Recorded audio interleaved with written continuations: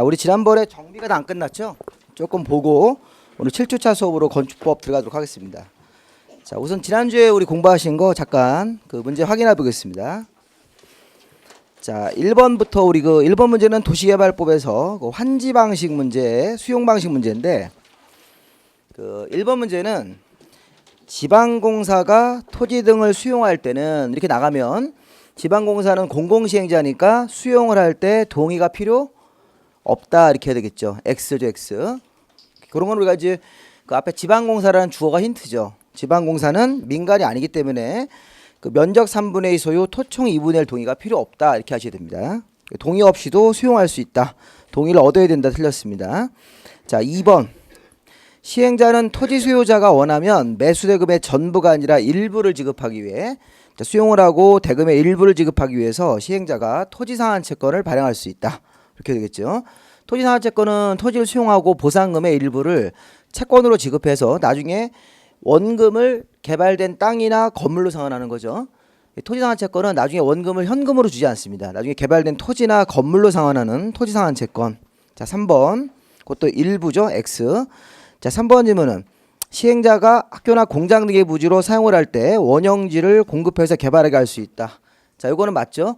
학교나 공장을 짓겠습니다. 원형지를 공급해달라 이렇게 요청하면 원형지 공급 대상이 가능하다. 학교나 공장 등의 부지로.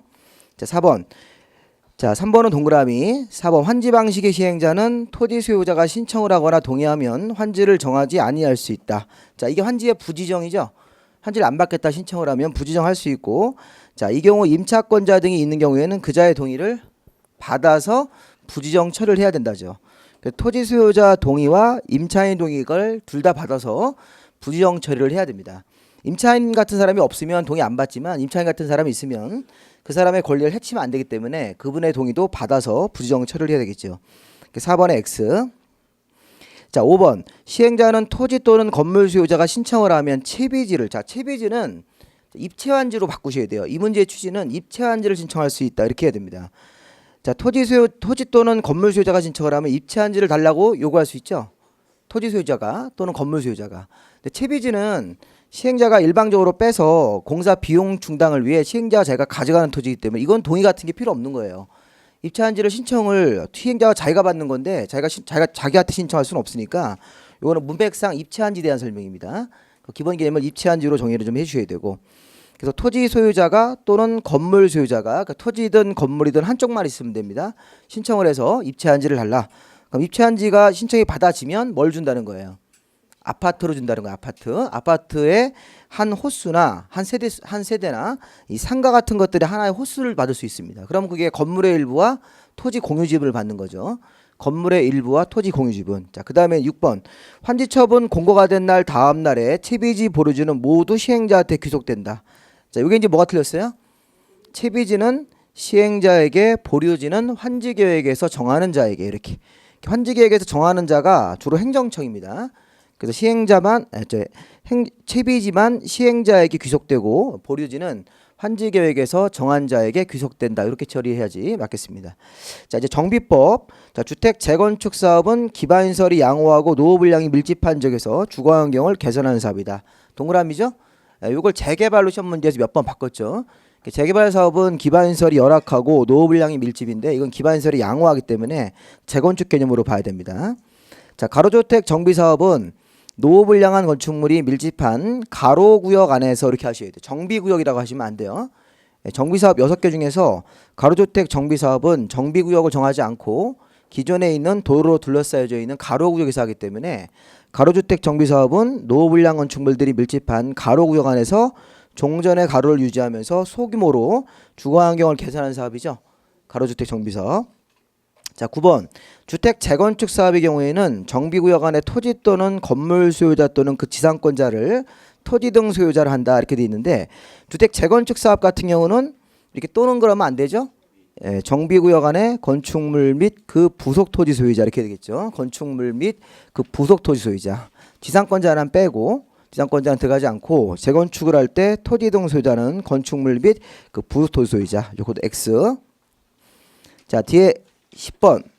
자, 기본 계획은 자, 군수 때문에 틀렸네요. 군수. 재건축 재개발 사업을 할 때는 제일 먼저 만드는 계획이 기본 계획인데 사업의 방향을 제시하는 특별시광역시 자치시장, 자치도지사, 시장이 10년 단위로 수립해야 된다. 이렇게 되겠습니다. 군수는 수립권자가 아니고.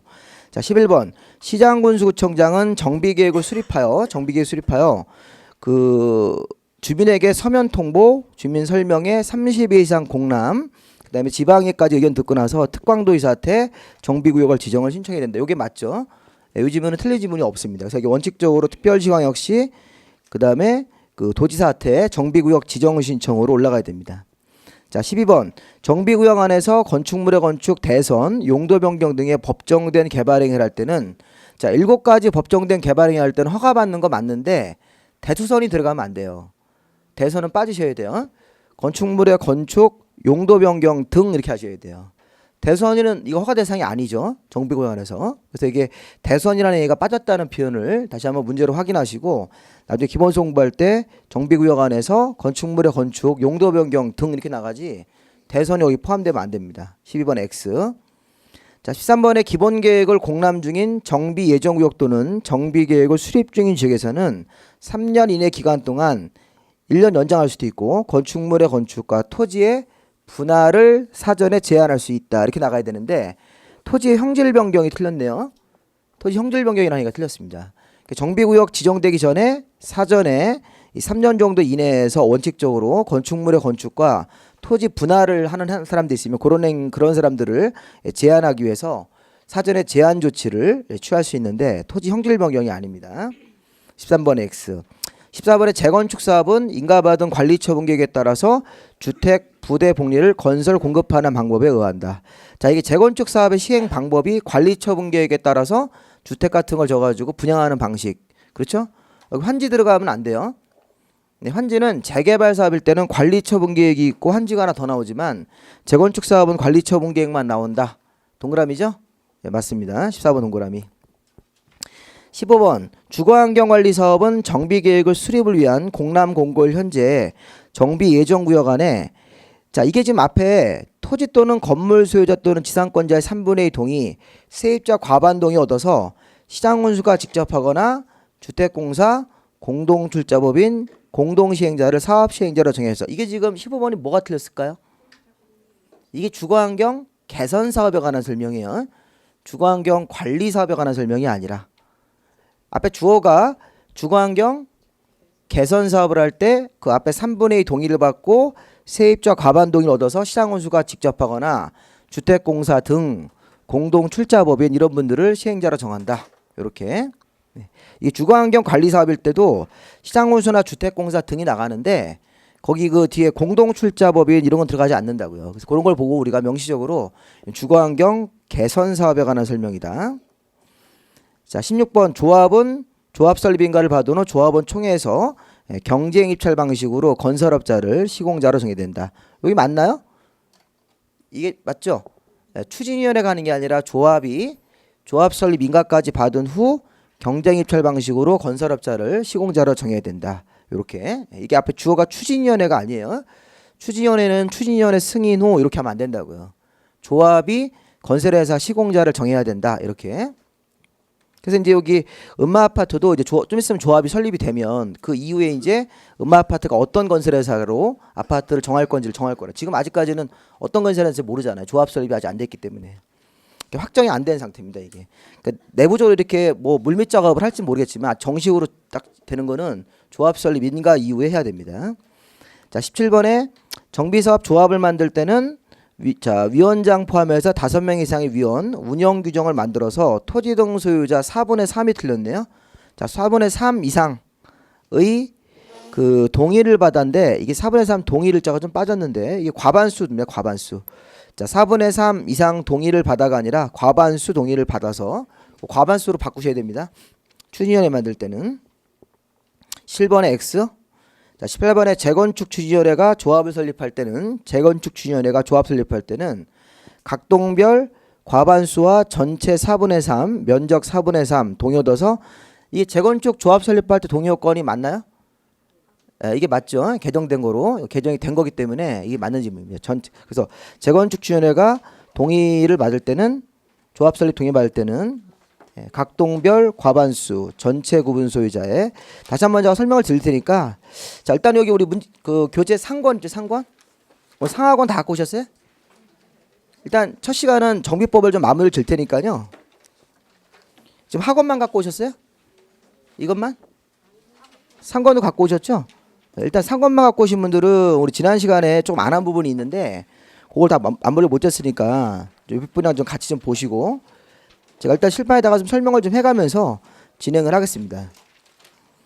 자, 우리 지난번에 조합하고 사업 시행계까지 봤는데 조금 더 볼 게 있었어요. 자, 우선 어디를 보시냐면 교재가 419페이지를 펴보세요. 자, 우리 지난주에 배우신 거 조금만 제가 보고 가겠습니다. 한 5분만 이렇게 지난번에 배운 순서를. 자, 우리 지난 시간에 정비사업이라는 걸 배우고 있는데 정비사업은 구시가지예요, 신시가지예요. 구시가지를 정비하는 거죠. 정비사업이라는 게 6가지가 있잖아요. 1번에 주거환경 개선, 2번에 주택의 재개발, 3번에 주택의 재건축, 4번에 이제 도시환경 정비, 상업지역이나 공업지역의 기능을 회복하는 도시환경 정비, 주거환경 관리도 있었죠. 1번하고 5번은 별로 안 중요한 거니까 일단은 조합이 사업하는 거 4개를 먼저 위주로 가로주택 정비사업이라는 게 있었습니다. 이렇게. 그럼 이 4가지 사업을 할 때, 이 4가지 사업이 조합이 사업할 때 조합이 시행자죠. 조합, 이 재개발도 조합이 있고, 도시환경도 조합 또는 토지 등 소유자이기 때문에 조합이 들어가 있고, 조합이 들어가는 겁니다. 근데 이 중에서 요 3가지 위주로 보시면 돼요. 3가지 사업을 중심으로 해서 사업하는 절차가 있다. 재건축, 재개발, 도시환경 사업하는 사업의 절차가 있다. 그 절차는 기, 정, 조 이렇게. 그 다음에 사관이죠. 사관. 오늘 사업 시행 계획하고 관리 처분 계획을 조금 더 설명을 좀 드릴 겁니다. 이렇게. 그래서 우리 지난 시간에 기본 계획이라는 게 있었죠. 기본 계획. 아까 우리 문제도 나왔지만 재건축 재개발 사업을 하려면 자 우리나라의 그 도시의 장들이 서울특별시면 서울특별시, 광역시면 광역시, 그다음에 성남시면 성남시 이런 분들이 각자 도시의 장들이 특별시, 광역시, 자치시장, 자치도지사, 그다음에 시장 이런 분들이 군수는 수립 안 달렸었어요. 이렇게 이분들이 그 자기 도시에 대해서 서울시면 서울시 도시에 대해서 거기 재건축 재개발 기본 계획이라는 걸 수립을 해준다고요. 이렇게. 그럼 기본 계획이 수립이 되면 사업의 기본 방향이 지시가 나와서 이 기본 방향의 지시를 받아서 정비 계획이라는 계획을 한 개를 더 만들고 정비 계획을 첨부해서 이렇게 넘어가야 되죠. 정비구역 지정 신청이라고 정비 구역의 지정으로 넘어가야 되는 거죠. 이렇게 정비구역 지정. 이렇게. 제가 지난 시간에 기본계획에 따라서 정비계획이 나오는데 정비계획은 누가 수립하셔야 돼요? 도지사요? 네, 시장, 군수, 네, 구청장이 해야 되는 거죠. 이렇게. 그러니까 서울 같은 경우는 서울특별시장님이나 인천도 광역시장님이 여기 위주로 하시면 공부하시면 돼요. 처음에는 이렇게 서울특별시나 광역시장님들이 자기 그 도시 안에서 재건축 재개발 기본 계획을 만들면 그 기본 계획을 받아서 구청장들이 정비 계획을 만드는 거라고요. 제가 그래서 지난 시간에 뭘 얘기했어요. 서울시장님이 기본 계획에서 제일 우리가 이해하기 중요한 게 뭐냐면 예정구역이 나온다 그랬었죠. 여기가 이제 서울의 낡은 동네 중에서 홍은동이라는 동네가 있다. 그럼 홍은동에다가 일정 지역을 정비 예정구역을 발표한다고. 정비 예정구역. 이 정비구역이 아니에요. 앞으로 정비구역으로 들어갈 후보지라는 의미에서 예정구역. 또 이쪽에 성동구에 왕십리 같은 데가 있으면 왕십리도 일정 지역을 잡아서 여기를 정비 예정구역으로 어디서 기본계획에서 발표한다고요. 서울시의 이 재개발 기본계획에 보면 이 서울시 안쪽에 재개발 예정구역만 170개예요. 170개. 제가 예를 들어 2군데만 이렇게 그린 겁니다. 그러면 기본계획으로 예정구역이 나오면 예정구역 담당하는 구청장이 있어요. 여기는 서대문구 홍은동이니까 여기는 성동구 왕십리니까 그 서대문구청장 그다음에 왕십리의 성동구청장이 여기 자기 관할구역의 예정구역에다가 정비계획이라는 세부 세부적으로 지시하는 계획을 한 개를 더 만들어서 정비구역의 지정으로 이렇게 올라가야 된다고요. 신청 이렇게. 그럼 여기 구청장이니까 누구한테 신청하셔야 돼요? 구청장은 자기 상급자인 특광한테 신청하고, 그다음에 여기 시장군수는 누구한테? 도지사한테 신청하는 거죠. 이렇게. 네, 다만 요 시장 중에서 어떤 시가 있어요? 인구 50만 이상의 대도시는 자기가 정비계획을 직접 만들어서, 경기도 성남 같은 데는 자기가 직접 한다 이렇게. 경기도 의정부시는 인구가 40만이면 의정부시에서는 의정부시장님이 이게 도지사한테 이렇게 신청을 올리게 된다고. 정비구역 지정에 대해서. 근데 우리 이제 그쪽 말고 주로 이게 구청장님이 이렇게 정비계획을 만들면 요 특광이 정비구역을 지정하시는 분이니까 신청을 올라가야 되는 거죠. 이렇게. 올라가면 뭐 해야 돼요? 정비구역 정해지고 나면 여기서 예정자가 지어진 거예요? 예, 지어지면 정식으로 재개발 사업할 수 있는 장소가 된 거라고요. 그러니까 예정구역은 사실은 의미가 없는 거예요. 예정구역은 맨날 예정구역 해봐야 정비구역이 안 되면 그럼 재건축 재개발 사업이 어렵다고요. 그럼 우리 정비구역 안에 그 토지등 소유자들이 조합을 설립합니까? 아까 여기서 조합 설립하는 사업이라고 제가 했잖아요. 이렇게. 예, 조합이라는 그 법인을 만들어서 그 법인 자체가 사업 시행자가 되는 거라고요. 그럼 조합이라는 재개발 이 법인은 사업이 끝나면 당연히 해산하는 거죠. 예, 사업이 끝나면 여기 관리처분 계획으로 조합원들한테 아파트를 분양을 해주고 책임지고 공사를 마무리해서 아파트 새 아파트 자체를 이제 최종적으로 소유권을 귀속시킨 다음에 해산하는 거라고요. 예, 관리처분 계획 이런 걸 이제 만들 겁니다. 근데 조합 만들기 전에 뭐가 있어야 돼요? 조합 설립에 추진위원회가 추진위원회가 먼저 있어야 되는 거죠. 이렇게 추진위원회, 그다음에 조합 설립 이렇게. 추진위원회 만들 때는 승인, 조합 만들 때는 인가 이런 말 쓴다고요. 아까 조합 설립 인가 나오면 시공자를 정하셔야 돼요. 추진위원회 승인 이후에 시공자 정할 수 있어요. 네, 조합 설립 인가 이후에 미리 하지 말고 조합 설립 인가 이후에 그 다음에 시공자가 나온다. 시공자를 조합원 총회에서 경쟁 입찰 방식으로 선정해야 된다. 미리 하지 말고. 조합은 사업의 시행자라고 그래요. 시행자는 돈을 주고 공사시키는 사람 개념이고, 시공자는 돈 받고 일을 해주는 건설업자 이렇게 가는 거죠. 그럼 이제 조합이 사업의 시행자니까 조합이 만드는 계획이 사자로 시작하면 뭐가 나옵니까? 이제 사업 시행 계획. 자, 이거 한번 좀 볼까요? 사업 시행 계획. 자, 교재 한번 좀 보세요. 자, 여기서도 시험에 나올 만한 문장들이 몇 가지가 더 있습니다. 우리 조합까지는 마무리를 짓고 나서 이제 교재를 보시면, 자, 거기 419페이지에 그 파란색, 초록색 5번에 1번 사업 시행 인가. 자, 여기서는 사업 시행자가 조합이겠죠. 조합인 사업 시행자가 사업 시행 계획서라는 걸 만들고 전과 같은 서류를 다시 한번 첨부해서 시장군수에게 제출해서 인가를 받아낸다. 자, 사업 시행 계획을 만들어서 이것도 인가 받는데, 일단 시험의 포인트는 인가권자가 누구다? 시장군수라고 써 있죠. 시장군수 이렇게. 네, 그럼 우리가 여기 정비법에서는 시장군수라는 분이 시장군수구청장이에요. 지난번에 그 약속을 했어요. 용어를 시장군수라고 나오면 거기 시군구청장이 들어가는 거라고. 그래서 여기 보면 앞에 여기 정비계획을 아까 우리 수립했던 시장군수구청장님이 이 추진위원회 승인도 내주는 거고, 조합 설립에 인가도 내주고, 사업 시행 계획을 만들어 오면 인가도 누가 내주는 거예요? 시장군수구청장. 이 시장군수구청장의 인가를 받는다. 네, 이런 거 시험 문제 나올 수 있죠. 사업 시행 계획을 만들어서 시도지사한테 인가를 받는다 그러면 안 돼요. 시도지사는 특광도지사니까. 사업 시 인가권자는 시장군수구청장이다. 자, 밑에 보면 그 변경 인가, 변경 신고가 있는데, 자, 인가 받은 내용을 변경, 중지, 폐지할 때도 인가를 받아야 된다. 자, 시험 문제 내는 사람이 인가 받은 실시 계획을 변경할 때는 인가 받지만 중지, 폐지할 때는 인가를 안 받는다. 이렇게 문제를 낼 수도 있어요. 지금 변경, 중지, 폐지할 때도 인가를 받아야 되는 거죠. 언뜻 생각하면 변경까지는 인가 받는 것 같지만 폐지인데 무슨 인가는 없어지는 거니까. 근데 변경, 폐지, 중지할 때도 인가를 받아야 되는 거야. 다만 그 경미한 변경은 신고사항인데 그런 거 보지 마세요. 그런 건 보면 건강에 안 좋은 겁니다. 뒤에 가보시면 그 경미한 거 막 12가지 나오고 그러는데 이런 거 보면 이거 뒷골 땡기는 거니까 보지 마세요. 그런 거. 자, 안가로 3번 가보겠습니다. 자, 사업 시행 인가 신청 전에 동의가 필요하다. 자, 이거 무슨 얘기입니까? 사업 시행 인가 받을 때 여기 사업 시행 인가를 받으러 갈 때 조합원 총회에서 과반수라는 동의가 필요한 거예요. 과반수.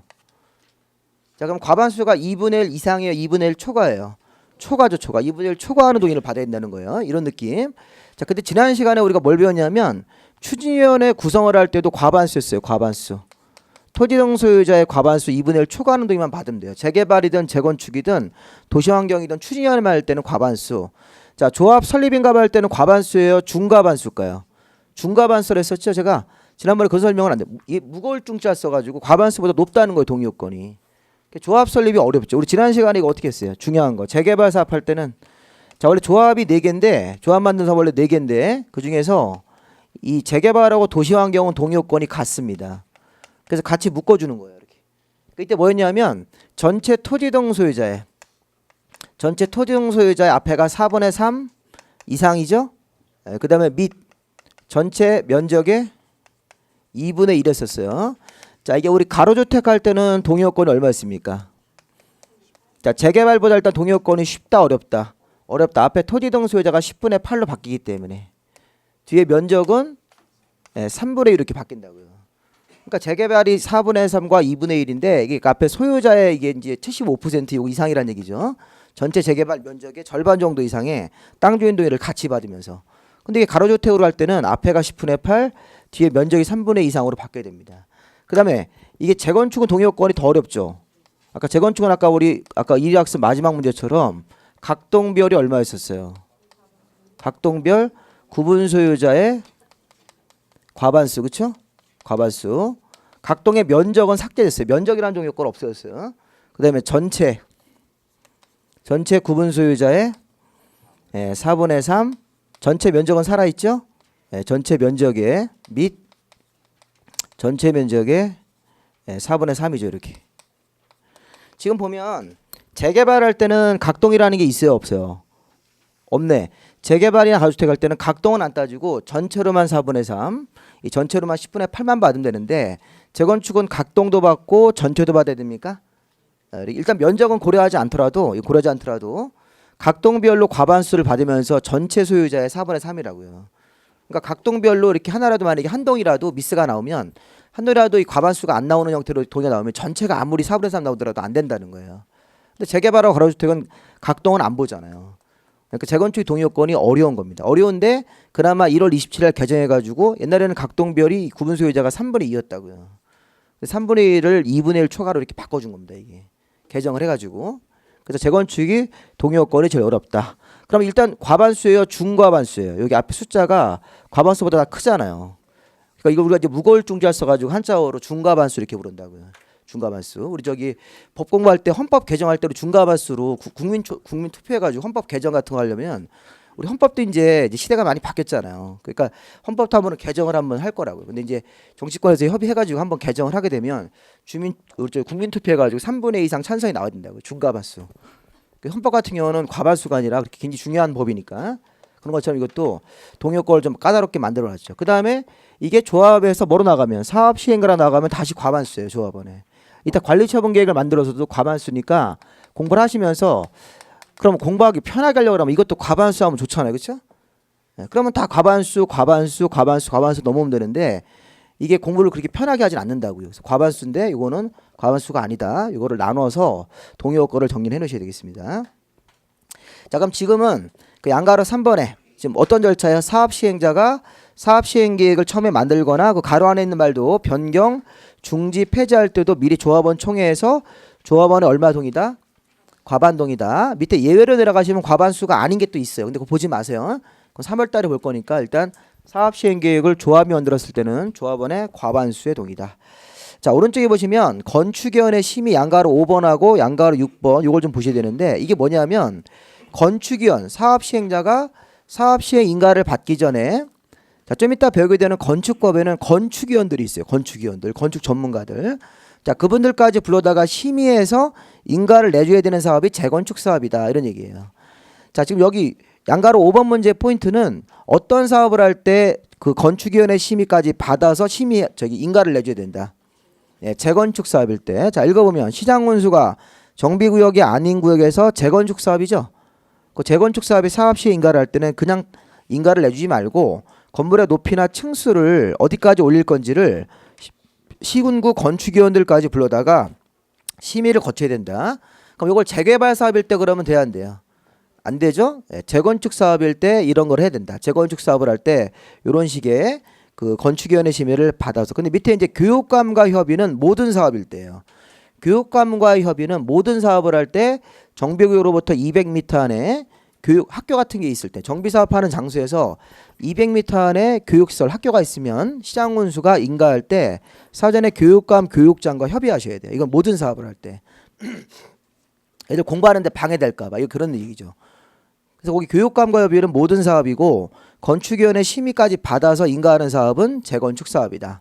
그러니까 지금 보면 그럼 이런 거기 지금 양가로 6번 같은 경우에서는 시장군수가 사업 시행가를 내주는 경우에 정비구로부터 200m 안에 교육시설 학교가 있을 때는 관할 교육감과 미리 협의해야 됩니까? 네, 그럼 이런 재개발 조합은 교육감한테 미리 찾아가서 어떻게 해야 돼요? 소음 대책 같은 그런 보고서를 내야 된다고요. 사업하면서 우리가 소음 같은 걸 다 차단하고 먼지 날리면 먼지 날리는 거 다 차단하겠다. 학교 날아가지 않게. 그런 얘기를 해야지 나중에 교육감이 그런 얘기를 먼저 들었었어야지 시장군수랑 이렇게 인가하는 과정에서 협의할 때 의견을 긍정적으로 내겠죠. 이렇게 사업에 좋다 이렇게 이런 식으로. 근데 교육감한테 찾아가지도 않고 그냥 가만히 있으면 교육감이 뭐라 할까요? 나한테 찾아오지도 않았네 이러면서 이거 안 된다 이렇게 내버린다. 그러니까 사업시행가가 교육감의 어떤 부정적인 의견으로 사업시행가가 안 나올 수도 있다는 거예요. 그때 가서 뒤늦게 가가지고 뭐 교육감한테 가서 교육 환경을 위해 우리가 최선을 다하겠다 이런 식의 얘기를 또 뒤늦게 하면 안 되니까 사전에 가서 교육감하고 이 조합하고 사전에 만나가지고 거기에 대한 보고서를 내고 그 실천 방안 같은 것들을 제시해 주라는 겁니다. 이게. 그럼 교육감한테 수사 간다는 거 재개발 사업할 때 그런다고 이 자식들이 공부할 놈이 아닌데 그렇죠? 거기서 그 교육 환경 보호를 해주면 걔들이 공부를 잘할 것 같아요. 더 자지 조용히 하니까. 그러니까 이게 보면 요즘에 이제 많이 교육 환경이 많이 좀 이렇게 그 옛날이랑 많이 변질된 것 같긴 한데 어쨌든 좀 중요한 거는 그래도 학교는 보호해줘야 되기 때문에 정비구역으로부터 200m예요, 100m예요. 100m 그러면 안 된다고. 200m 안에서 시장 군수가 사업 시행 인가를 내줄 때는 정비구역 안에 200m 안 학교 같은 게 있으니까 사전에 교육감과 협의해야 된다. 그러면 재개발 조합 이런 분들은 교육감한테 먼저 가서 사전에 보고를 하고 그런 얘기를 해야 된다는 거죠. 그 교육감한테 어떤 긍정적인 얘기를 받아놔야지만 이 협의하는 과정에서 이 사업시행인가 정상적으로 나오겠죠. 근데 하나 더 볼 게 있는데 사업시행인가 또 하나 볼 게 있습니다. 뒤에 가보시면 돈 좀 내려요. 돈. 지금 돈 내는 사업은 재건축 사업일까요? 아니면 네 번째 사업인 도시환경 사업일까요? 결론. 도시환경 사업이에요. 이 도시환경이 상가예요. 상가. 자, 우리 머릿속에 상가 재개발할 때는 돈을 내셔야 돼요. 상가 사업하다가 부도를 내는 그런 사업 시행자들이 있어서 이게 그런 얘기인데 그 2번에 양가로 1번에 보시면 시장 군수가 도시환경 정비 사업에 인가할 때 사업 시행자가 조합이에요, 지정개발자예요. 자, 지정개발자 이거 모르는 용어 나왔어요. 모르는 용어. 지정개발자는 부동산 관련 회사 이렇게 쓰세요. 부동산 관련 회사. 자, 우리 부동산 쪽에 개발 사업을 하는 회사가 있어요. 부동산 개발 회사가 이게 지정개발자예요. 그럼 도시환경을 지정개발자가 사업하다가 부도 낼 수 있습니까? 그러면 상가를 분양받은 조합원 아니면 일반 분양받은 그런 일반인들이 피해를 본다고요. 돈을 받아놓고 상가 안 지어주고 부도 내고 없어버리니까. 그러면 그런 피해 보상을 위해서 사업비의 100분의 20 정도를 예치하게 할 수 있답니까? 임의 규정으로. 네. 그러니까 반드시 하는 건 아니고 지정개발자가 좀 못 믿어올 때 도시환경 사업을 지정개발자가 하는데 지정개발자가 좀 어려울 때 좀 못 믿어올 때는 사업비의 100분의 20 정도를 예치하게 할 수 있다. 그럼 나중에 사업이 정상적으로 끝나면 그거는 돌려주는 거죠. 나중에 거기 사업이 끝난 다음에 청산금 지급이 완료되면 돌려주는 거고 문제가 생기면 그 예치 비용 같은 그런 일종의 담보 역할이라는 그런 금액 가지고 상가 피해받은 사람들의 그 조합원들의 그 피해 보상금을 일부러 돌려주기 위해서 100분의 20 정도를 예치하게 할 수 있다. 그러면 사업비를 예치하는 거는 재건축 사업이야? 도시환경 사업의 특징이고 아까 건축위원회 심의까지 받아서 인가하는 사업은 재건축 사업이고 교육환경 보호를 위해서 교육감과 협의하는 사업은 모든 사업이고 이렇게 모든 사업. 그거를 좀 정리를 해놓으시라는 겁니다. 네, 그리고 이제 마지막 문제가 사업시행계획서의 내용. 자, 거기 3번입니다. 422에 보시면 사업시행계획서의 작성 의무라고 그래서 보면 사업시행자는 이 앞에서 만들어진 정비계획이 세부적으로 지시하는 정비계획에 따라 사업시행계획을 만드는데 이 사업시행계획서 내용 좀 보세요. 되게 많죠? 이런 문제가 이제 굉장히 어려운 문제라고. 사업시행계획 내용이 아닌 것은 이렇게. 그러면 그거 다 외우시면 돼요. 사업시행계획 내용이 하는 거면 거기서 다 외우세요. 거기 11번에 보시면 A, B, C로 막 갈라져가지고 막 갈라져요. 이거 사업시행인데 한마디로 사업시행계획은 설계도가 들어가는 거죠. 예, 설계도와 공사 자금 계획 같은 걸 만들어서 공사를 이렇게 하겠습니다라는 공사에 관한 내용이라고. 공사를 이렇게 예를 들어서 지금 이제 체크할 부분이 1, 2, 3, 4번 체크하세요. 자, 토지이용 계획, 건물의 배치 계획, 그다음에 정비구역 안에서 정비기반시설, 공동이용시설 설치 계획, 그다음에 주민의 이주 대책, 세입자에 대한 이주 대책 이런 게 대표적으로 사업시행계획서에 들어가는 거예요. 토지 이용 계획, 재개발 구역 안에서 어떻게 토지 이용을 할 건지, 그다음에 건축물의 배치 계획. 그러면 설계도와 자금 계획은 어디 있냐면, 자 오른쪽 페이지 넘어가 보시면 423회 맨 위에 보시면 전체 12번에 사업비 12번 체크하시고 13번에 거기 D번하고 C번 있죠? 설계도와 자금 계획 들어갑니까? 네, 거기까지만 보는 거예요. 거기까지. 그러니까 설계도와 자금 계획, 전체 사업비 얼마 들어가고, 토지 이용 계획, 건물의 배치 계획, 그다음에 뭐 세입자에 대한 이주 대책, 주민 이주 대책 이런 거. 그럼 거기다가 왼쪽에 보조단에다가 이제 메모를 하세요. 사업 시행 계획의 내용이 아닌 걸 적으세요. 아닌 거. 우리가 문제를 풀기만 하면 되는 거니까. 자, 만약에 사업 시행 계획 내용이 아닌 거 물어보면 답이 이거예요. 무조건 분양자 들어가는 거. 분양. 여기 관리처분 계획할 때 분양 설계라는 게 있어요. 조합원들한테 아파트 분양해 주는 거. 분양 설계. 자, 분양 설계는 사업 시행 계획에 들어가야 되는 거예요. 관리처분 계획이 들어가는 거예요. 관리처분 계획. 사업 시행자 끝난 다음에 다음 단계로 넘어와서 관리처분 계획을 만들 때 이때 분양 설계라는 게 들어간다고. 분양. 누구누구 조합원들한테 몇 평대 아파트를 준다. 그다음에 몇 평대 중에서 몇 동 몇 호 이거. 이게 분양 설계예요. 아니면 또 하나가 조합원의 권리 의무. 여기 조합 만들 때 정관이라는 걸 만들어요. 정관. 조합원들의 내규로 내규. 근데 그 정관 안에 보면 조합원의 권리 의무, 조합 임원의 권리 의무가 써 있다. 그런 걸 내는 거예요. 조합원의 권리 의무라든가 조합 임원의 권리 의무는 사업 시행 계획에 들어가셔야 돼요. 정관에 들어가셔야 돼요. 정관 만들 때. 지금 제가 뭘 써놨어요? 사업 시행 계획 내용이 아닌 걸 제가 한 3개를 불러드렸어요. 분양 설계, 이런 분양 설계라든가 조합원의 권리 의무, 조합 임원의 권리 의무 이런 게 있어요. 네, 그런 거는 사업 시행 계획서 내용이 아니라고요. 그럼 어디 내용입니까? 여기 정관의 내용이라든가 관리처분 계획 내용이니까 이렇게. 그래서 그것만 딱 메모하시고 넘어가시면 돼요. 사업 시행 계획은 그런 거다 이렇게. 안 그러면 이거를 다 외우셔야 된다고요. 이걸 다 어떻게 외울 거예요? 그러니까 여기가 우리 이제 공부하는 이제 공법 범위 이제 한계가 딱 나온 거라고. 이렇게 쭉 열거된 것들은 사업 시행. 근데 이걸 문제를 내는 거예요. 기분 나쁘게. 그러니까 이게 어떻게 해결책이 없잖아요. 이거를 다 외울 수는 없는 거니까 사업 시행 계획이 내용이 아닌 거를 적으시는 겁니다. 자, 424페이지 하나만 더 볼게요. 자, 사업 시행인가 할 때도 자, 일반인들한테 14일 이상 공람을 해서 그 공람 기간 동안 의견을 받아줘요. 자, 여기 그러면 사업 시행 계획을 인가 신청이 들어가면 인가해 줄 때 14일 이상 기간 좀 기억하셔야 돼요. 그러니까 동의 요건은 과반수였습니까? 과반수죠? 사업 시행 인가를 만들어서 조합원 총회 가지고선 과반수 이렇게 딱 동의가 나오면 사업 시행 계획 인가로 바로 감된다는 거예요. 그러니까 인가 신청이 들어가면 인가를 내주기 전에 우리 그 행정관청의 시장원수 구청장님이 여기를 14일 정도 이상 일반인의 의견을 들어준다고요. 그럼 이 관리처분 계획은 며칠일까요? 요거는 30일 이상이에요. 이따 배우실 거예요. 제가 지난 시간에 기본 계획할 때는 14일 이상이고 정비 계획 만들 때는 30일이란 말 썼었어요. 이렇게. 이게 뭐가 되는 거냐면 14, 30, 14, 30이 되는 거예요. 여기 저기 계획이 앞에 있는 거는 관청이 만드는 계획 2개 이렇게 속으로 그렇게 생각해야 돼요. 관청이 만드는 계획, 기본 계획, 정비 계획은 14, 30인데 조합이 만드는 계획 2가지가 더 있었죠. 그런 것도 14, 30 이렇게. 그래서 기간 우연찮게 이게 14, 30, 30으로 되어 있으니까 이게 관리처분 계획 문제로 뜨면 주민 의견을 며칠 듣냐를 할 때 30일로 하셔야 된다고요. 근데 사업 시에 인가 문제로 뜨면 14일로 하시고 아까 동의도 추진위원회 만들 때는 여기서 과반수 동의였었죠. 근데 조합 만들 때는 이게 중과반수로 돼 있다. 이 재개발과 가로주택과 재건축을 나눠서 봐야 된다. 나머지는 이제 다 과반수로 끝나는 거라고 이렇게. 그러니까 이 절차 상에서 이게 한 번에 이렇게 정리를 할 사항도 있다는 거예요. 동의 요건도 한 번에 정리를 하셔야 되고 그 주민의 의견 듣는 것도 자, 그 정도까지 마무리 하시면 되겠습니다. 자, 나머지는 볼 필요가 없고 넘어가세요. 쭉 넘어가서 이제 관리처분 계획 이제 보고 바로 우리가 이제 건축법으로 들어가도록 하겠습니다. 자, 쭉 넘어오시면 어디로 오시냐면 관리처분 계획. 그 중간 거는 우리 3월 달에 한번 좀 보시고 441페이지 보실래요? 441. 자, 공사 마지막 절차가 분양 신청을 받아서 조합원들한테 아파트 분양해주는 이제 분양 관리처분 계획으로 가는 거예요. 관리처분 계획이 분양 계획이라고 말 써줄 수 있습니다. 그러면 제가 먼저 아까 지난번에도 그런 얘기 말씀드렸는데 여기 조합 만들 때 조합원이 만약에 1000명이래요. 그 아까 사업 시행 계획으로 아파트 몇 개 지을 거냐 전체 설계도가 나왔는데 아파트 전체 개수가 1500개다 이렇게 한번 가정을 해보자고요. 조합원은 1000명인데 아파트는 몇 개예요? 1500개를 짓다니까 기본적으로 일반 분양이 500개가 남죠.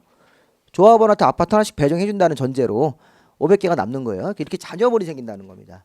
근데 문제는 뭐냐면 이런 게 있어요. 뭐가 있냐면 물론 이제 조합원이 기준 조합원이 아파트를 막 2개, 3개, 5개 가지면 더 많이 받는 경우도 있어요.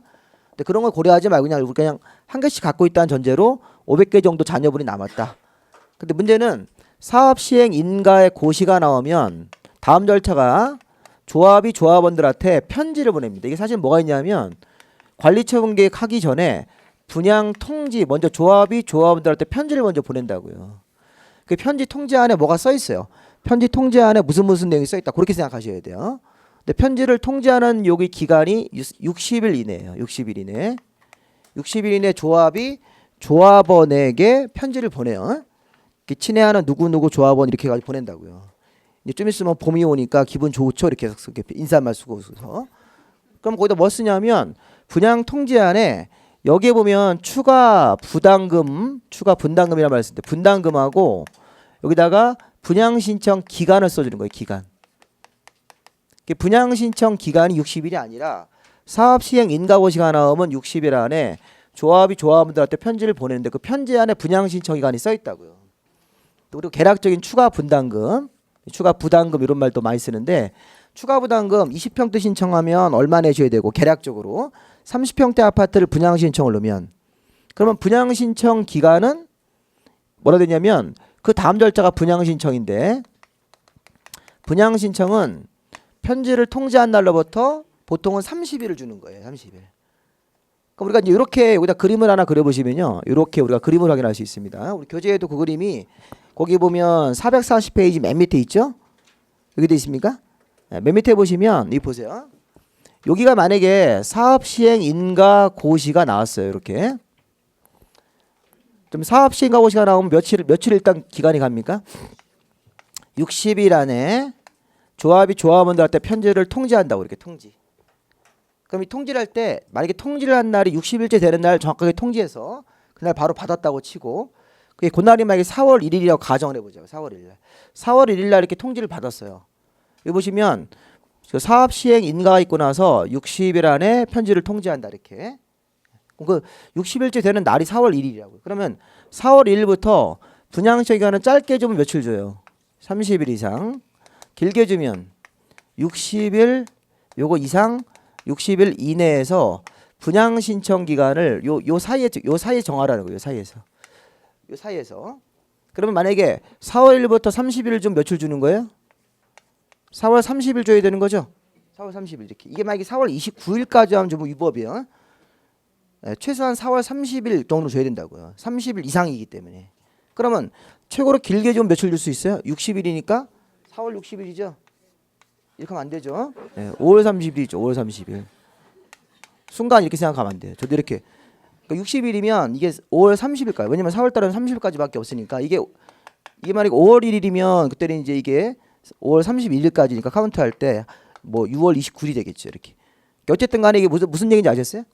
분양 신청 기간은 4월 1일부터 통지가 된 날이 4월 1일이다. 60일째 되는 날 통지가 왔다. 그럼 짧게 주면 30일, 길게 주면 며칠 주는 거예요?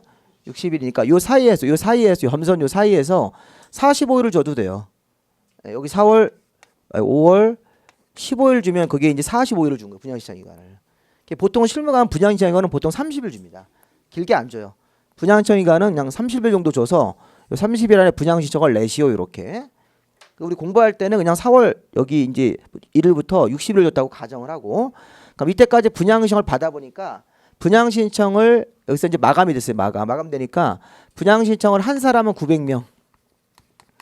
안 한 사람은 100명 있대요. 이렇게 100명이 분양 신청 안 할 수도 있습니까? 안 할 수 있죠. 그럼 잔여분이 600개가 생기는 거죠.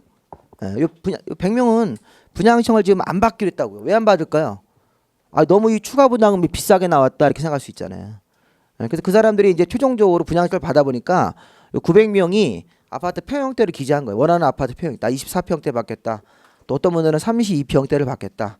또 식구들이 많은 사람들은 42평대 이런 식으로 해서 분양 신청서를 낸 사람들이 900명, 안 낸 사람들은 100명. 그럼 안 낸 사람들에서는 뭐 하셔야 돼요? 현금, 청산, 현금 주고 내보내야죠. 이렇게 기존에 있는 그 아파트 같은 것들을 현금 청산, 돈으로 환가해서 감정평가 해가지고. 근데 문제는 이 현금 청산 기간을 이 분양 신청이 마감된 날로부터 계산하지 않고 기다리는 거예요. 뭐가 나올 때까지? 관리 처분 나올 때까지. 자, 이게 관리 처분 계획이라는 게 인가가 나올 때까지 기다렸다. 관리 처분 계획 인가가 나오고 나서 그 다음 날로부터 90일 안에 현금 청산이라고 이렇게. 그럼 이 얘기는 현금 청산을 빨리 해준다는 거예요? 늦게 해주겠다는 걸까요? 늦게 해주겠다는 거예요? 현금 청산을 늦게 해주겠다는 뜻이라고요. 지금 현금 청산을 빨리 안 해줘. 왜? 조합이 돈이 없기 때문에 그렇다고요.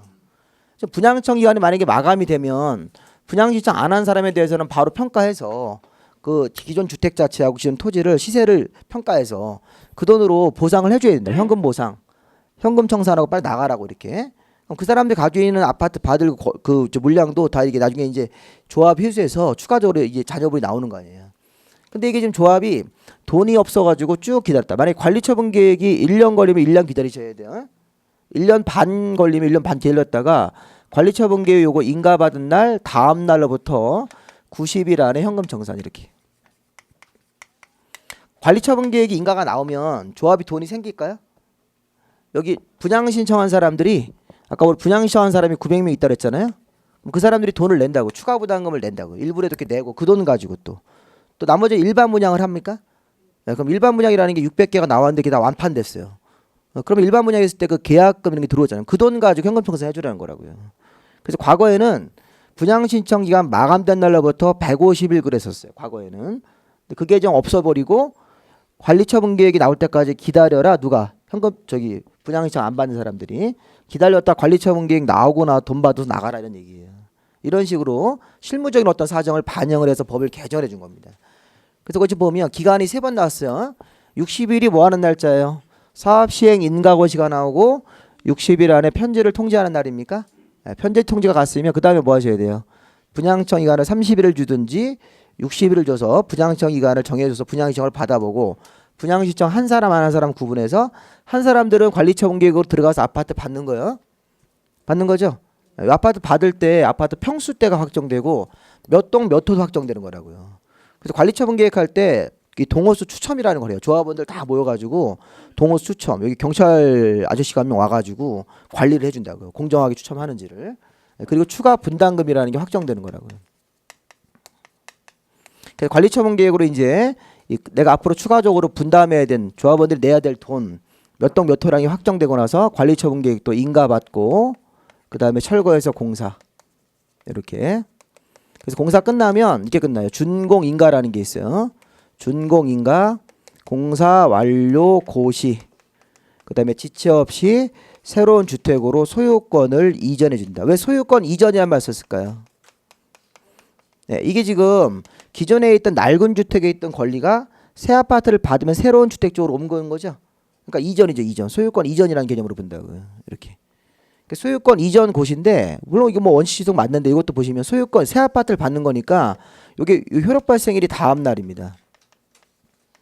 다음 날 이게 뭐라고 할까 우리가 이거를 법률의 규정에 의한 취득. 이거 법률의 규정이에요. 네, 법률 행위로 하는 게 아니라 법률의 규정으로 새 아파트에 대한 소유권을 취득한다고요. 조합원이 소유권 이전 고시일이에요. 다음 날이에요.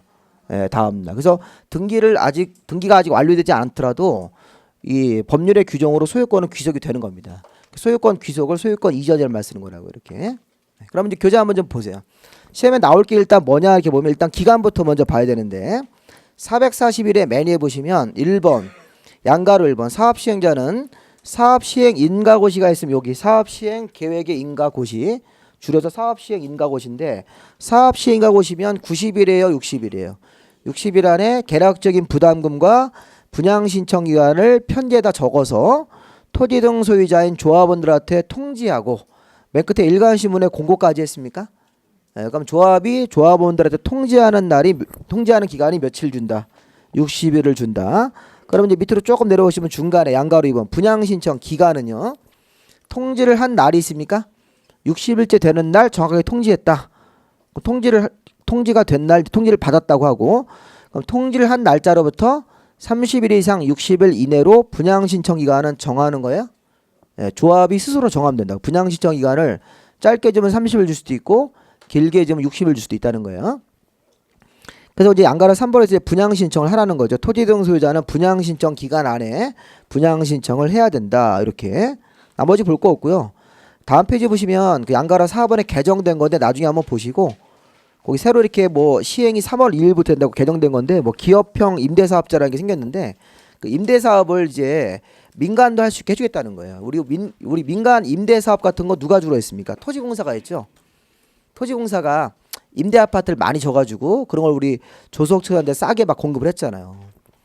근데 그렇게 하다 보니까 너무 토지공사가 빚이 많이 생겨가지고 이제 앞으로 임대사업을 민간인들한테 주겠다는 거예요. 그래서 그런 게 맞는 겁니다, 이거를. 근데 이제 그런 부분들이 민간 임대사업화를 하면 이제 좀 비싸지겠죠, 임대료가. 토지공사보다. 그러니까 조석층들한테 이게 과연 이제 어필이 될 거냐 이런 부분에 대해서는 이제 보는데 어쨌든 민간 쪽에 사업이 들어온다는 건 좋은 개념이니까. 근데 그런 건 시험 문제 나올 만한 게 없어요, 별 봐도. 자, 문제는 이제 번호 2번에 분양 신청하지 아니한 사람에 대한 조치. 분양 신청 안 하면 어떻게 돼요? 분양 신청을 하지 않으면 현금 청산인데 분양 신청을 안 한 사람도 있고 분양 신청을 했다가 철회한 사람도 있을 거예요. 했다가 철회할 수도 있어요. 그리고 분양 대상자에서 제외된 자에 대해서는 자, 관리처분 계획 인가를 받은 날 다음 날로부터 90일 안에 현금 청산입니까? 90일을 60일로 바꿀 수도 있고 또 하나는 앞에 출발점이 어디예요? 관리처분 계획 인가를 받은 날 다음 날이죠. 그걸 바꿀 수도 있는 거 시험 문제에서. 분양 신청을 안 한 사람은 관리처분 계획 인가까지 기다렸다가 인가 나오는데 1년 기다리면 1년 기다리셔야 된다고요. 기다렸다가 인가 받은 날 다음 날부터 90일 안에 현금 청산. 그 양가리 번에 그 청산 가격 좀 볼까요? 자, 현금 청산할 때 잘 보세요. 포인트가 이거예요. 감정평가사가 평가한 금액으로 한다 그러면 틀리는 거예요.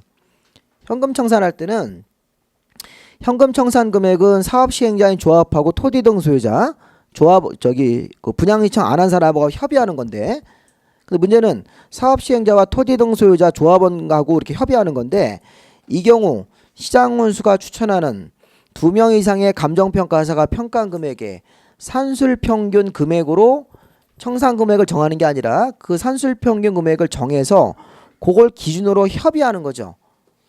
그게 감정평가 금액이 기준이다. 기준으로 협의해 정하는 거지 감정평가 금액으로 현금 청산한다는 게 아니에요. 무슨 말인지 아셨어요?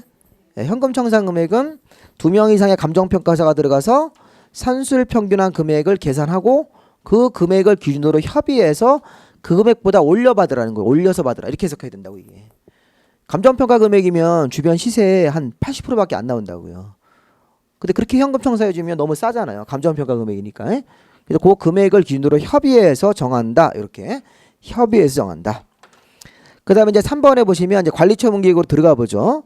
자, 3번에 양가를 1번 보시면 자, 사업 시행자인 조합은 분양 신청 기간이 종료가 되면 분양 신청 현황. 자, 분양 신청 현황이 이건데 이거 900명의 명단.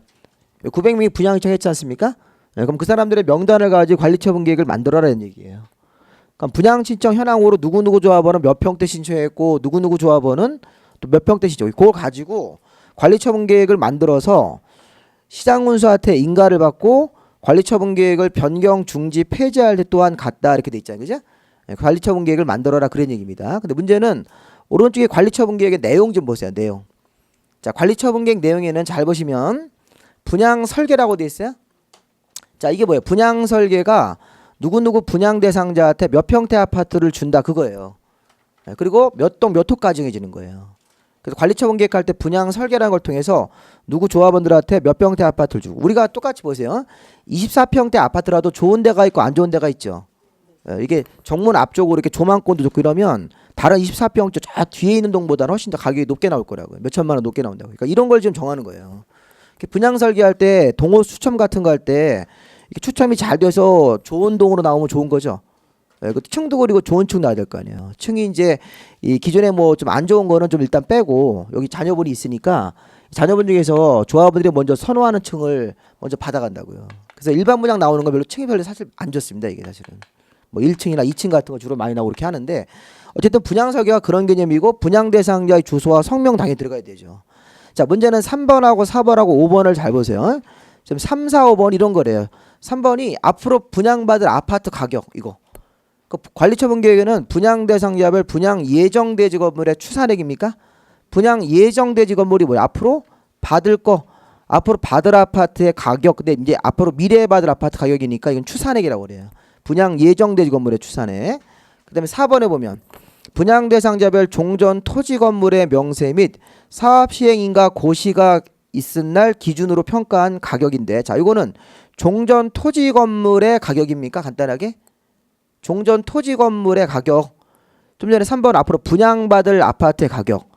그다음에 4번은 종전 토지 건물의 가격 이렇게 되는 거예요. 그러면서 5번에 보시면 전체 사업비가 얼마 들어가는 추산액 계산하고 각자 조합원들이 내야 될 부담 규모 같은 것들을 정한다고요.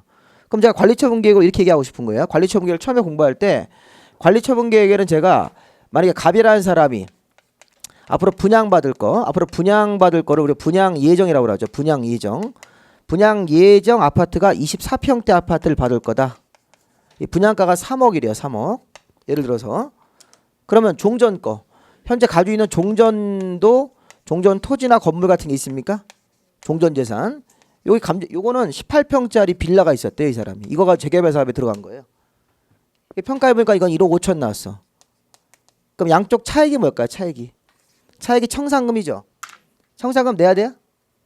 안 내야 돼요? 새 아파트를 24평대 받고 기존에 18평짜리 낡은 거 갖고 있다가 평수도 일단 커졌죠. 새 아파트죠. 그럼 이게 당연히 분양받을 게 더 재산 가치가 클 거 아니에요.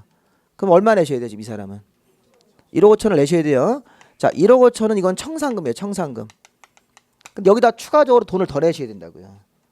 여기서 조합원들이 내야 할 돈이 지금 청산금 1억 5천에다가 전체 사업비가 들어갑니까? 사업비? 전체 총 사업비 들어가잖아요. 여기 보시면 추진위원회 운영경비, 조합이 운영경비, 그다음에 건설회사에게 돈 줘야 돼요? 줘야 되죠. 앞으로 1,500개 지면 돈 줘야 될 거 아니에요. 1,500개 지는데 뭐 돈이 얼마 들어갔다 이런 식으로. 그럼 그거를 다 계산해서 총 병비를 조합원들한테 안 분하죠. 조합원들과 n분의 1로 나누는 거라고 사실은. 원래 정확하게 n분의 1은 아닌데 조합원들 그거를 부담 부분을 정해주면 만약에 갑이라는 사람이 전체 사업비가 만약에 5천억 들었다. 5천억 중에서 갑이라는 사람이 부담해야 되는 몫이 5천만 원이다 이렇게. 그럼 여기 플러스가 되는 거예요 이렇게. 그래서 총 청산금에다가 5천만 원 더 이게 사업 비용 개념이라고 비용. 여기서 뺄 게 하나 있는데 조합의 수입이 있는데 조합의 수입이 뭐예요? 일반 분양한 거. 일반 분양하면 조합의 수입이잖아요. 그걸 또 조합원들의 이익으로 보고 이렇게 해서 수입을 또 잡아준다고요. 그 다음에 여기 철거하면요 재활용 자재가 나옵니까? 쇳덩이 같은 거 이런 거. 그걸 또 팔아가지고 또 받은 돈을 해가지고 계산해 보니까 조합의 수입이 6천만 원 생겼다 이렇게. 그럼 이거 좀 보세요. 전체 청산금은 고려하지 않고 전체 비용에서 수입이 더 많이 나온 겁니까? 수입이 더 많잖아요. 그러니까 이렇게 되면 이제 비례율이 100보다 높다 이렇게 해요. 비례율. 재개발 사업할 때 비례율이 100보다 높은 거예요. 이게 사업을 해가지고 이익이 더 많이 남은 거니까. 그러니까 수입이 많을수록 좋은 거라고요. 그럼 결국은 이 사람이 2억 내야 되는데 얼마 내셔야 돼요? 1억 4천으로 쭉 1억 4천이 총 이 사람이 내야 될 개념이라고 이렇게. 그러니까 이 개념을 잡으셔야 돼요. 재개발 사업할 때. 일단 청산금이라는 건 별도로 계산하고 전체 비용과 수입의 차액이 있습니까? 수입이 더 큰 게 좋죠. 이 상태에서 만약에 서울시장님이 재개발 사업을 활성화하기 위해서 아파트 용적률을 말해줄까? 이게 1,800개가 됐다. 이렇게 될 수 있어요? 그럼 일반 분양이 더 많이 나와서 일반 분양이 만약에 다 완판됐다 그러면 이 수입이 막 8천만 원, 9천만 원까지 올라간다고요. 그럼 점점 줄어들죠. 조합을 낼 때 이런 식으로 사업이 좀 잘 되게끔 이렇게. 근데 이제 우리 서울시에서 이렇게 용적률을 많이 키워주진 않잖아요. 지금 상태에서는 1,500개밖에 안 된다. 뭐 이런 식으로. 이게 기본적으로 재개발 구조입니다. 그래서 그렇게 해서 그걸 결론인데 그게 관리처분계획 거기 조합원들의 부담 규모 이런 거 있잖아요. 전체 사업비하고 조합원들 각자에게 내야 되는 그 비용 규모 이런 그다음에 조합의 수익 같은 것들을 계산해서 관리처분계획으로 정하고 그다음에 이제 관리처분계획 하나만 더 볼 게 있는데 하나만 더 보시면 되겠습니다. 자, 이거 보고 싶게요. 뒤에 양가로 444에 보시면 관리처분계획으로 한 사람이 5개의 아파트를 가지고 또는 빌라 같은 걸 가지고 또는 5필지의 땅을 가지고 재건축 재개발 사업에 참여하면 하나만 맞는 게 원칙이다. 근데 원칙은 시험 문제에 안 나오고 예외가 여러 개 맞는 사람들이 있어요. 이제 그게 중요한 거죠. 자, 거기 양가로 3번에 444에 그 동그라미 1번에 박스 안에 들어가 보시면 그 비읍번 좀 보세요. 1세대나 또는 한 사람이 하나 이상 주택 또는 하나 이상의 토지를 가지고 재건축 재개발 사업에 참여하면 1주택만 공급한답니까? 원칙이죠. 그럼 한 사람이 만약에 빌라를 5개를 가지고 재개발 사업에 참여했는데 하나만 아파트 받고 나머지 4가지 빌라는 현금 청사 받는 거래요. 근데 예외가 뭐냐면 이제 B번, C번. 자, B번, C번, D번, 2번을 봐야 되는데 B번에 보시면 다음에 해당하는 토지 등 소유자한테는 그가 소유한 주택수만큼 다 준대요. 그가 소유한 주택수만큼. 이게 무슨 얘기예요? 한 사람이 5개를 가지고 있으면 5개를 다 준대요. 대표적으로 두 번째 점에 근로자 숙소로 쓸 때. 자, 사업하기 전에 근로자 숙소로 주택을 5개 가지고 있으면 5개 줄 수 있다는 거예요. 어떤 사장님이 직원들 근로자 숙소로 쓰라고 5개 빌라를 가지고 있었대요. 그럼 5개 다 준다는 거예요. 사업이 끝나고 나서. 또 근로자 숙소로 쓰라고. 근데 문제는 그 첫 번째 점이 중요한 거예요. 자, 과매력제 권역에 위치하지 않는 재건축. 자, 이거 재건축이네. 재건축. 자, 재건축 사업인데 과매력제 권역에 위치하지 않는다. 그게 지방이라는 얘기예요. 지방. 자, 우리 서울, 인천, 경기도가 과매력제 권역이라고 생각하시면 돼요. 그럼 서울, 인천, 경기도 같은 과매력제 권역 내에서는 말고 과매력제 권역 외의 지역으로 나가서 재건축을 하면 강원도에 재건축을 한다든가 충청도, 전라도, 경상도 가서 재건축을 하면 몇 개 받아요? 5개 가지고 참여하면 5개 다 받을 수 있는 재건축이다. 그러면 서울 같은 과밀억제 권역 내에서는요.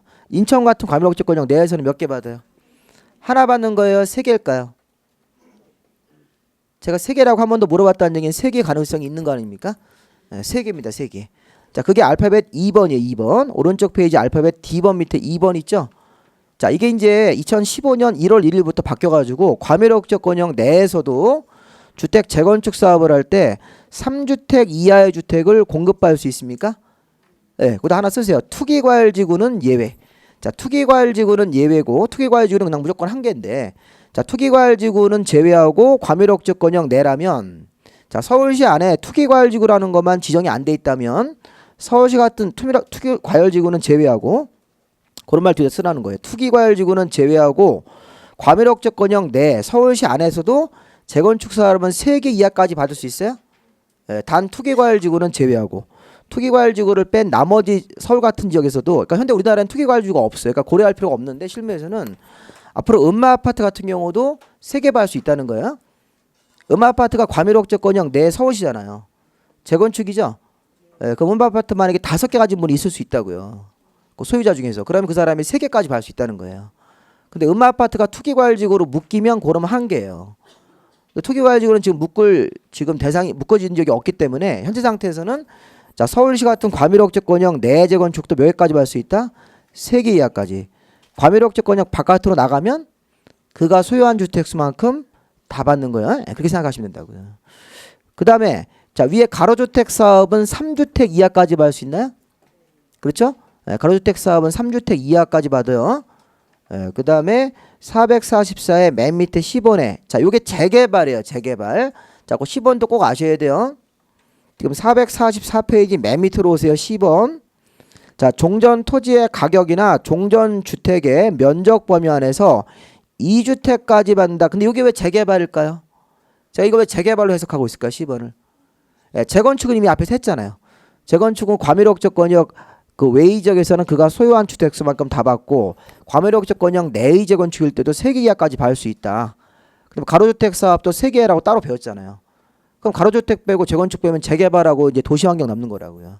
재개발이나 도시환경 같은 거 할 때 특히 재개발 같은 경우 할 때는 그가 가진 종전 토지의 가격이 금액이 크면 그 범위 안에서 2개까지 받는데 하나 더 받는 것은 60제곱미터 이하로 작은 평수로 받아야 된다. 60제곱미터 이하가 전용 면적 18평입니다. 60제곱미터가 그 평으로 한 사람은 18평이니까 그 정도까지만 보시면 되겠어요. 그래서 이게 여러 개 받을 수 있는 예외가 있다 이렇게. 그럴 수 있죠? 그 다음에 이제 446에 넘어오시면 자, 분양 신청을 받은 후 맨 밑에 446의 맨 밑에 양가로서는 분양 신청 받고 나서 자녀분이 있으면 뭐 할 수 있어요? 현금 청산 하거나 조합원 외이자에게 분양하거나 보류지 같은 것들을 뺄 수 있다. 분양 신청을 받은 후 자녀분이 있으면 보류지를 빼거나 조합원 외이자한테 일반 분양할 수가 있다. 이렇게 있고 그 다음에 448로 오시면 거기 4번에 양가로 1번. 이제 관리처분계획 인가 신청하기 전에 30일 이상 공람 의견 드려야 된다. 관리처분계획 만들 때는 며칠 했었어요? 30일이죠. 아까 14, 30, 13, 30 할 때 30일이잖아요. 이렇게 관리처분계획 나오면 30일 이상 주민 의견을 들어서 의견 같은 거 다 반영을 하고 관리처분계획 인가로 들어가야 된다. 자, 나머지 철거입니다. 철거해서 공사 끝나면 준공인가 받고 소유권 이전이니까 이런 것들은 각자 한번 읽어보시면 될 것 같아요. 자, 잠깐 쉬었다가 이제 건축법 들어가는 거 하겠습니다. 뒤에는 별로 안 중요한 거 있으니까 다음 달에 우리 한번 해보고.